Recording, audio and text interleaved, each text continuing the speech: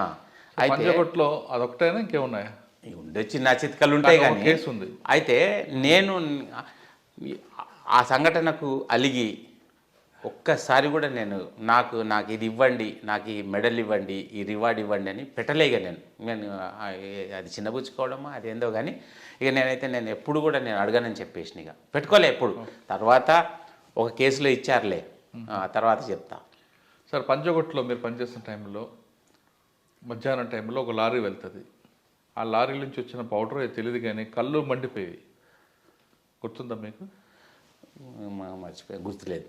పంజాగుట్లో మీరు పనిచేస్తున్న టైంలోనే రామారావు గారు ఏసీపీ ఆ పంజాగుట్ట నుండి పంజాగుట్ట సర్కిల్ నుండి ధర్మకరణ్ రోడ్డు మీదుగా వెళ్ళే వాళ్ళందరికీ కూడా కళ్ళు మండే. అచ్చా, ఇసుక పడిందా? ఇసుక మిర్చి పౌడర్ పడింది, అది బాగా ఆ సెక్టర్ నాది కాదు, మా భాస్కర్ అని ఒక ఎల్ భాస్కర్ అని ఉండేది కదా, 89 బ్యాచ్, ఆ సారథి సెక్టర్. నా సెక్టర్ అంటే అది రాజ్భవన్ గేటు, సోమాజిగూడ, మక్తా అది ఉంది కదా, ఆ సెక్టర్ ఎస్ఐ నేను. పొద్దున లేచి అక్కడికి వెళ్ళిపోవాలి. అంటే వేరే చోట్లకు కూడా తిరుగుతాము, పొద్దున్న లేచి అక్కడికి పోవాలి, రాజ్భవన్ గేట్ చూసుకోవాలి, లోపల చూసుకోవాలి ఎవరెవరు వస్తున్నారు, ఎవరెవరికి అపాయింట్మెంట్లు ఉన్నాయి, అపాయింట్మెంట్ లేకుండా ఎవరన్నా వచ్చారా, ధర్నకు వచ్చిర్రా, అది చూసుకోవాలి. ఆ మక్తా అది ఉంటుంది కదా, ఏదో రైలు పట్టాల అవతల యువతల, ఆ ఇన్ఛార్జి నేను. అక్కడ జరిగిన సంఘటనలు అన్నీ గుర్తుంటాయి నాకు, చాలా పెద్దది కదా ఏరియా. తర్వాత పంజాగుట్ట నుంచి ఎక్కడికి వచ్చారండి? పంజాగుట్ట నుంచి గాంధీనగర్. అయితే పంజాగుట్టలో ఒక చిన్న ఫన్నీ ఇన్సిడెంట్ చెప్తాను నేను. మా రామారావు గారు అంటారు కదా. ఎవరండి? రామారావు సార్. ఎవరు? ఆల్వాల్ రామారావు గారు? కాదుగా, రామారావు ఏసీపీ. అదే పల్లె రామారావు. పల్లె రామారావు సార్. అయితే ఓ రోజు మధ్యాహ్నము తాజ్ కృష్ణ హోటల్ దగ్గర ఒక ఆటో డ్రైవరు ఆటో నడుపుతూ ఇట్లా చనిపోయాడు. అట్లనే స్టీరింగ్ మీదనే, హ్యాండిల్ మీద చనిపోయాడు. ఎవరు లేరని నన్ను పొమ్మన్నారు. మా శ్రీనివాసరావు, అందే శ్రీనివాసరావు, వెళ్ళిరా నువ్వు అన్నాడు. అన్న మంచిదన్నా అని పోయినా, చనిపోయాడు చూసుకొని అడగ కానిస్టేబుల్ని పెట్టినా నేను. పెట్టేసేసి నేను పిఎస్కి వెళ్ళి మళ్ళీ అవన్నీ పేపర్లు తీసుకొని వస్తా, పంచనామా రాయాలి ఇక్కడ. ఆయన ఎట్ట చచ్చిపోయింది అనేది, యాక్చువల్గా హార్ట్ అటాక్, ఎట్ట చచ్చిపోయింది అనేది తెలియదు మనకు, ఆయన ఐడెంటిటీ అదంతా మనం చూసుకుంటాము అని చెప్పి నేను పిఎస్కి వెళ్ళి రిటర్న్ వచ్చిన, ఆటో లేదు, సచిన డెడ్ బాడీ లేదు, కానిస్టేబుల్ లేడు. వెంటనే మా ఇన్స్పెక్టర్కి చెప్పిన, సార్ ఇట్లా ఫస్ట్ చెప్పిన కదా ఇటు చనిపోయిందని చెప్పింట కదా, తర్వాత వచ్చిన డెడ్ బాడీ లేదు, ఆటో లేదు, కానిస్టేబుల్ లేడు, వన్ దిసే డ్యూటీ షిఫ్ట్ అయిపోయిందని వాడు వెళ్ళిపోయాడు, ఎవడో వచ్చిండు ఆటో తీసుకుపోయింది, డెడ్ బాడీ పోయింది. రామారావు సార్, ఏటి రామేశ్వర్ అలాగెలాగ చేశావు అన్నాడు. నాకు తెలియదు ఆ బాడీ ఎక్కడుందో తీసుకొచ్చి గాంధీకి పంపుతావా, సస్పెండ్ అవుతావా అన్నాడు. అబ్బా ఇదేదో కష్టమే వచ్చింది అని. ఇంకా ఆడెక్కడ అక్కడ తాజ్ కృష్ణ గేట్ ముందు వాచ్మెన్ ఉంటాడు కదా, వాడిని అడిగిన ఎక్కడ అంటే అక్కడ అడ్రస్ చెప్పిండు, చింతల బస్తీలో ఇట్లా పలానా ఏరియాకి వెళ్ళి వచ్చి తీసుకుపోయారు సార్ అని చెప్పిండు. ఇంకా అక్కడికి పోయినాం, నేను శ్రీనివాసరావు నేను కమాండర్ జీప్ తీసుకొని పోయినాం. పోయేవారికే వాళ్ళు మంచిగా ఇదే అంత్యక్రియల కార్యక్రమం పాడే మీద పెట్టేసేసిండ్రు, అంతా పసుపు కుంకుమలు అవి చల్లి అంతా ఆచారం ప్రకారం నడుస్తుంది. ఇప్పుడు అది ఆ డెడ్ బాడీ పిఎంఈకి పంపకపోతే నన్ను సస్పెండ్ అవుతామన్నాడు మా రామారావు సార్. ఏం చేయాలని ఎంత నచ్చ చెప్పినా కూడా లేదు, మా హార్ట్ అటాక్ అయిన హార్ట్ పేషెంట్ మా దగ్గర ఉంది, రికార్డు ఉంది, అది ఇది అని అంటారు.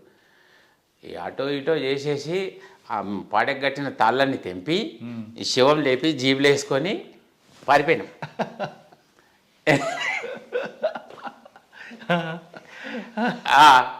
అట్లా వాళ్ళందరూ చూసా ఉన్నారు, ఏంది శవం ఎత్తుకపోతుండే ఎస్ఐ వచ్చేది. అట్లా కొన్ని ఫన్నీ. కానిస్టేబుల్ ఏం చేసి సస్పెండ్ చేశారా?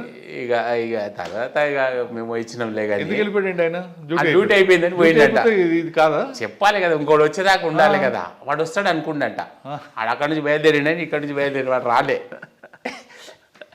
అట్లా తర్వాత గాంధీనగర్ వెళ్ళినాం. ఇంకా అక్కడ ట్యాంక్ బండ్ వచ్చేది కదా. అవును, అక్కడ అన్ని డెడ్ బాడీలు ఉంటాయి కదా. నేను డిఎస్ఐ అక్కడ ట్యాంక్ బండ్లో డిఎస్ఐ. అక్కడ నేను గుర్తుంచుకోవాల్సిన ఒక 2 సంఘటనలు ఉన్నాయి. అప్పుడు 8,000 9,000 విగ్రహాలు వచ్చేది. మేము రిజిస్టర్ రాస్తుండేది కదా, ఇప్పుడు పెరిగిపోయింది కదా, 12-13 వేలకు వచ్చింది, ఎంతకు వచ్చిందో. అయితే వాడు ఒక ఆయన ఏం చేసిండనంటే స్కూటరు పోతుంటే, చెత్తకు స్కూటరు, పోన్నాడు తొందర తీ అని నేను ఇట్లా కొంచెం ఈపులో ఇట్లా కొట్టిన, నేను తీ అని ఇట్లా కొట్టిన. ఆయన చాలా ఇన్సల్ట్ ఫీల్ అయ్యిండో ఫీల్ అయ్యిండో ఒక ఆయన. అంత దూరం వెళ్ళిండు, మళ్ళీ రిటర్న్ తిప్పుకొని వచ్చిండు. రాత్రి 10:30 11 అవుతుంది. అంత ట్యాంక్ బండ్ అంత రద్దీగా ఉంది నిమజ్జనం రోజు. వెనుకకు తిప్పుకొని వచ్చి నేను అప్పటికల్లా నేను ఇటు ట్రాఫిక్ క్లియర్ చేస్తున్నా. వెనుక నుంచి వచ్చి గుద్దిండు కదా నన్ను, లేచి ఆడబడ్డా.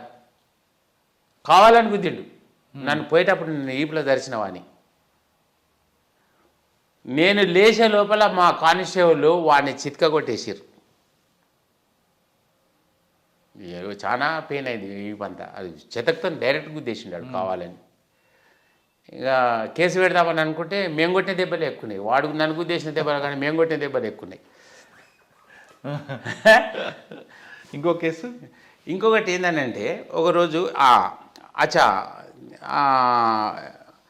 కవాడిగూడలో ప్రాగా టూల్స్ ముందు నుంచి 2 ట్రాక్టర్లు అక్కడెక్కడి నుంచో వస్తున్నాయి. అవి అటు సికింద్రాబాద్ ఏరియా నుంచి లాంగ్ దూరం నుంచి వస్తున్నాయి. అవి 2 నేను ముందా నువ్వు ముందా అని ఓవర్టేక్ చేసుకుంటూ వచ్చి ఒకరి ముందు ఒకటి పెట్టి గొడవ పడుతుర్రు.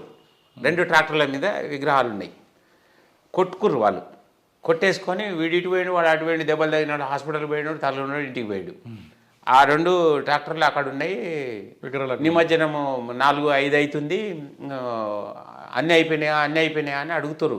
ఇప్పుడైతే అయితలేవు, కానీ అప్పుడు 4-5 గంటల వరకు అంతా అయిపోయేది, రోడ్లన్నీ క్లీన్ అయిపోయేది. అయిపోయినాయా అని అంటుర్రు. ఏం చేయాలి మేము?